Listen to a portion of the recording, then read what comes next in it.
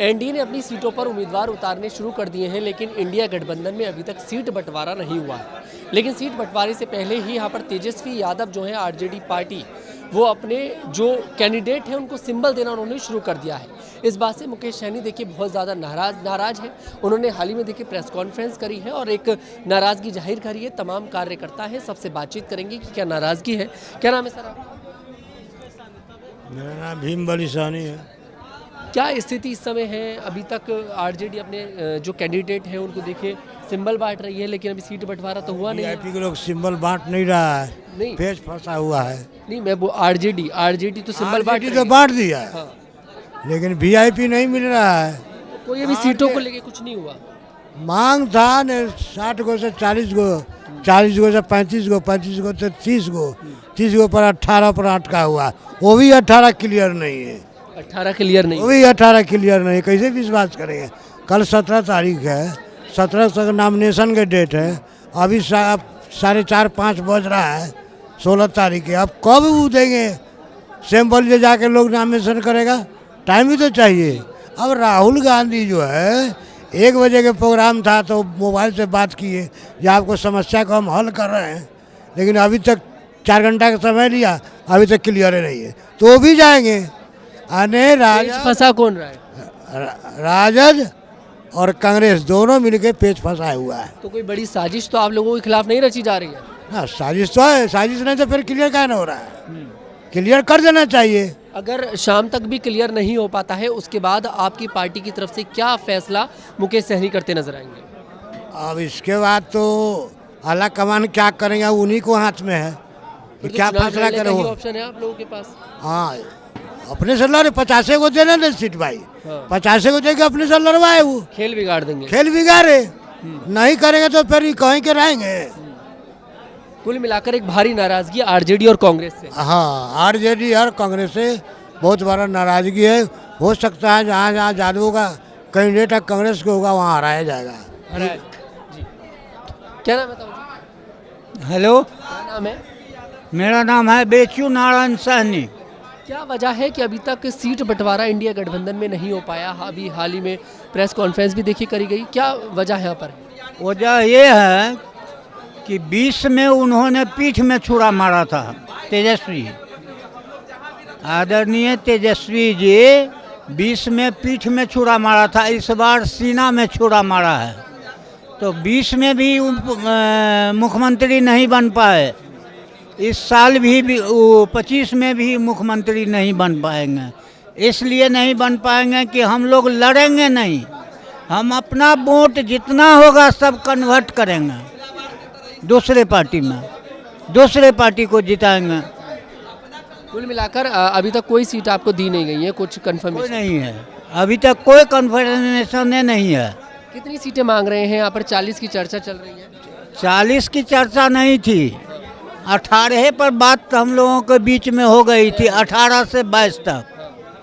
लेकिन उसमें वो क्या किए हैं, तो जहाँ जहाँ हमारा कैंडिडेट तैयार था वहाँ वहाँ आरजेडी अपना टिकट बांट दिए, कांग्रेस अपना टिकट बांट दिए। तो बड़ी साजिश आप लोगों के खिलाफ। तो यही साजिश किया है, तो उसी का अंजाम हम लोगों को उत्तर देना है वोट से। अब 1 दिन का समय है, कल आखिरी तारीख है नामांकन की। हाँ, तो अब वोट से उसको जवाब देंगे, कांग्रेस के और आरजेडी के कैंडिडेट के खिलाफ वोट देंगे।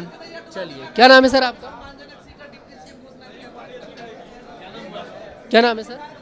मोहम्मद मसीहुज्जमा। अभी तक कोई सीट बंटवारा देखिए यहाँ पर नहीं हो पाया पार्टी गठबंधन की तरफ से। एक भारी नाराजगी सभी लोगों की तरफ से देखी जा रही है। क्या वजह है कि कांग्रेस और आरजेडी सीट नहीं दे रही आपको? आई डोंट नो एक्चुअली क्या है, उधर सीन चल रहा है।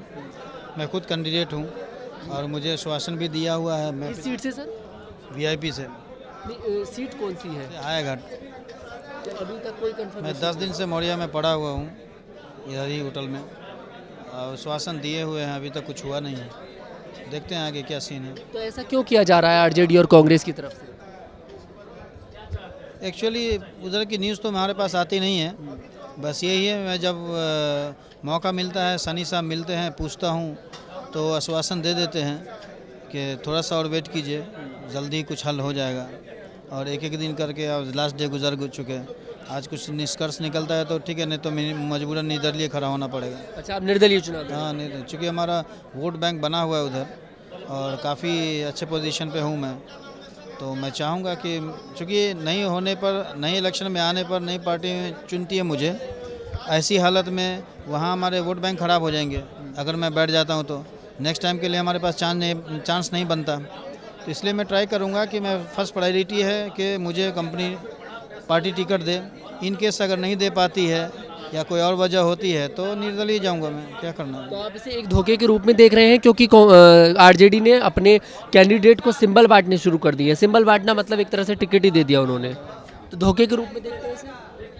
अब इसको धोखा कैसे बोलेंगे, सिंबल एक बार बांट चुकी है, फिर वापस भी ले चुकी है, फिर बांट रही है, और यहाँ अभी खुद उन्हें नहीं पता कि उन्हें करना क्या है। करना क्या है। उनके वे ऑफ द टॉकिंग सही नहीं है, गाइडलाइन सही नहीं है, और जिस हिसाब से हमको भी गाइडलाइन सही नहीं मिल पा रहा है। सर ऐसा तो नहीं है, क्योंकि कल देखिए आखिरी तारीख है नामांकन की, जो भी होना है आज ही होना है, तय होना है रात तक।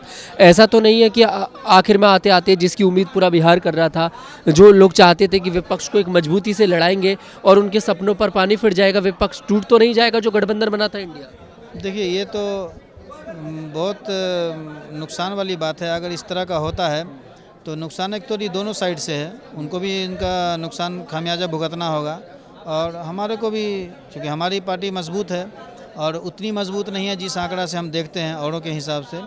लेकिन ये है कि इसका नुकसान, जब दो इकट्ठा होकर के लड़ेंगे तो क्या है कि मजबूती होती है, और अलग अलग लड़ेंगे तो कमज़ोर होंगे दोनों। जी बिल्कुल। देखिए बिल्कुल, यहाँ पर अभी तक सीटों का बंटवारा जो है वो नहीं हो पा रहा है, और एक यही वजह है कि एक भारी नाराजगी यहाँ पर देखने को मिल रही है। जी, क्या नाम है सर आपका?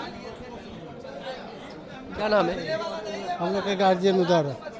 क्या लग रहा है, अभी तक ऐलान नहीं हो पा रहा सीटों का, और अभी हो जाएगा? हो जाएगा, कल आखिरी दिन है नामांकन का, होगा, कल ही नामांकन होगा। तो एक दिन पहले रात में बताया जाएगा। लेकिन यहाँ पर तेजस्वी यादव तो अपने लोगों को सिंबल भी बांट चुके, वापस ले भी लिए सिंबल खुद से, मिलजुल के चल रहा है तो फायदे में रहेंगे। हाँ, फायदे के लिए मिल के चलना होगा।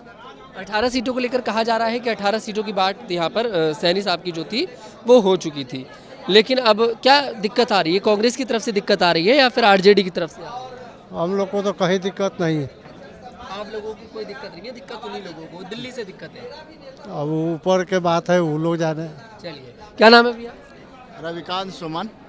क्या लग रहा है, आपका तो एक भारी वोट बैंक भी है बिहार के अंदर, आप ही की पार्टी के साथ इस तरह से किया जा रहा है?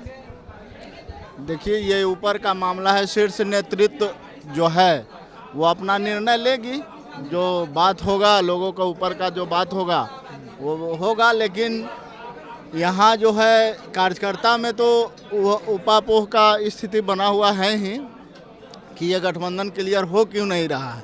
लेकिन ये जितना लेट हो रहा है, ये सारे गठबंधन, ये महागठबंधन के लिए ये हरासमेंट का समय है और हरास ही हो रहा है, इससे फ़ायदा नहीं हो रहा है। इसलिए गठबंधन का जो भी मामला है वो उसे पूरा मतलब कर लेना चाहिए। सर ऐसा तो नहीं होगा जो बिहार के लोग थे जो विपक्ष को मजबूती से लड़ाना चाहते थे, उनके सपनों पर पानी फिर जाएगा? विपक्ष का जो गठबंधन बना है, महागठबंधन, ये टूट तो नहीं जाएगा? क्योंकि ऐलान तो अभी तक हुआ ही नहीं सीटों का, ना आरजेडी कर रही, ना कांग्रेस कर रही, ना आपकी पार्टी की तरफ से किया जा रहा। अभी तक जो पोजीशन है ये तो बहुत ऊपर का मामला है, शीर्ष नेतृत्व ही समझेगा कि ऐसा हो क्यों रहा है।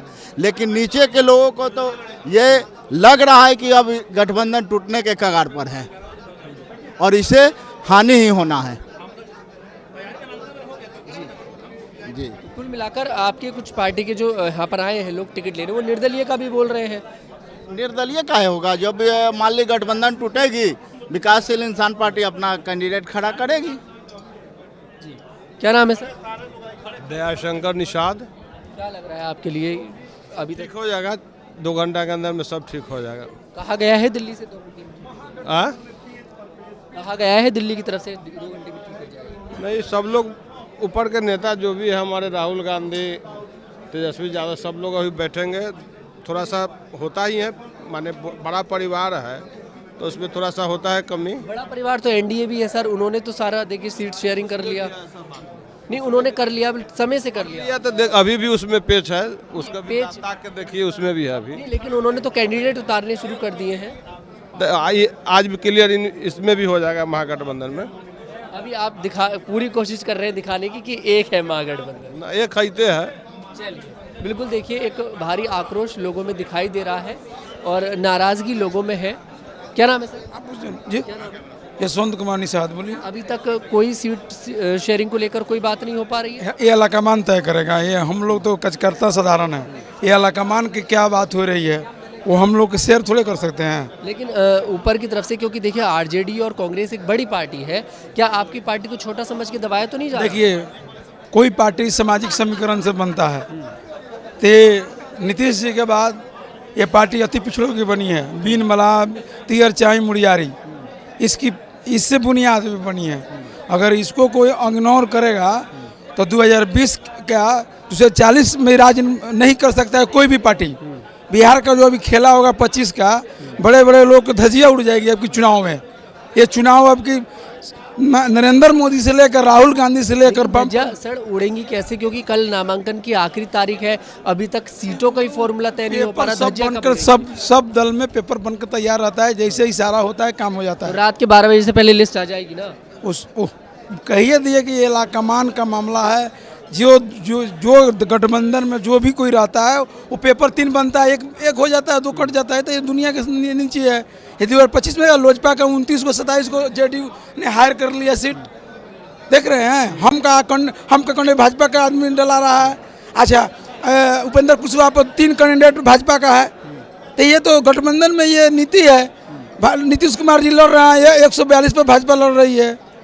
अच्छा, मतलब आप ऐसा मानते हैं कि उनके कैंडिडेट है? हाँ हाँ, चलिए, बिल्कुल। और देखिए है, क्या नाम है भैया? आलोक पटेल, पार्टी के प्रदेश के उपाध्यक्ष हैं पूरे बिहार का। अच्छा सर, अभी तक पार्टी को कोई भी सीटें नहीं दी गई हैं। आरजेडी की तरफ से सिंबल बांटने भी शुरू हो चुके हैं, हालांकि वापस भी उन्होंने ले लिए उसके बाद। देखिए, हमारे पार्टी के जो नेता आदरणीय मुकेश सहनी जी, वो भी संघर्ष कर रहे हैं और पार्टी के कार्यकर्ता भी संघर्ष कर रहे हैं। और हमारे नेता धैर्य वाले लोग हैं और हमारे नेता धैर्य बना के रह रहे हैं और पार्टी के तमाम कार्यकर्ता भी जो है धैर्य बना के हैं। और अभी आपने देखा कि तुरंत एक छोटा सा पीसी हुआ हमारे पार्टी के जो वरीय नेता थे और उनके द्वारा बताया गया कि शाम तक जो है कुछ पार्टी के द्वारा जो है महागठबंधन के द्वारा जो है सीटें जो है क्लियर कर दी जाएंगी। बाकी अब तो शीर्ष नेतृत्व है, पार्टी के नेता हमारे पार्टी के जो है सर्वोपरि नेता हैं, उन्हीं को निर्णय लेना है। हमारे नेता जो आदेश देंगे उनके कार्यकर्ता जो है उनके पीछे पीछे लग जाएंगे। लेकिन अब धैर्य तोड़ने का समय आ चुका है। कल नामांकन की आखिरी तारीख है। यहाँ पर यह भी समझना पड़ेगा, आरजेडी अपने कैंडिडेट को सिंबल बांट रही है। हालांकि ठीक है, दबाव में आकर अगर वापस ले रही है बाद में, लेकिन उसने ये तो जता दिया कि हाँ हमारी सीटें तो फिक्स हैं।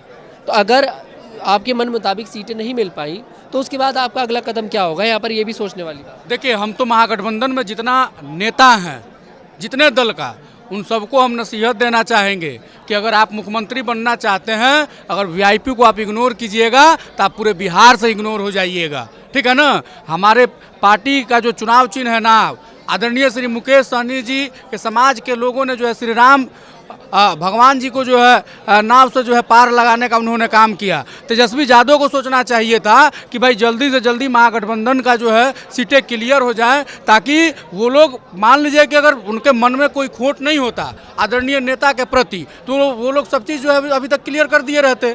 तो कहीं ना कहीं उनके मन में हमको लगता है कि कहीं ना कोई दिक्कत है कि भाई एगो अति पिछड़ा समाज के व्यक्ति आदरणीय मुकेश सहनी जी आगे बढ़ रहे हैं। आज डिप्टी सीएम कह रहे हैं बनने के लिए, कल जो है सीएम बनने के लिए कहेंगे। तो तेजस्वी यादव को सोचना है कि भाई आदरणीय मुकेश सहनी जी वोटर अधिकार यात्रा में आप लोगों के साथ में जो है मजबूती से खड़ा रहे। आपने देखा कि वोटर अधिकार यात्रा में सबसे ज़्यादा अगर बिहार में कहीं झंडा दिखा तो वो वीआईपी पार्टी का झंडा दिखा। तेजस्वी यादव को डर लग रहा है कि मुकेश सहनी आने वाले समय में मेरे से मजबूत नेता न बन जाए। अरे आज भी मजबूत है, कल भी मजबूत है और हमेशा मजबूत रहेंगे। आदरणीय मुकेश सहनी जी के बारे में आपने तो देखा है कि वो पहले बॉम्बे रहते थे और बॉम्बे में भी अपना जो है उन्होंने परचम लहराने का काम किया और बिहार में आके उनके बाप दादा तो कोई राजनीति में नहीं न थे मुकेश सहनी जी के, लेकिन मुकेश सहनी जी जो है बिहार में अगर अपना दम खम दिखाया तो वो अपने बदौलत दिखाए और अपने संघर्ष के बदौलत आज बिहार में वो नेता बने हैं। पेच फंस कहाँ पर रहा है? आरजेडी पेच फंसा रही है या फिर कांग्रेस? इतना बता दीजिए। देखिए, हमको तो लगता है कि कहीं ना कहीं ये दोनों व्यक्ति के जो है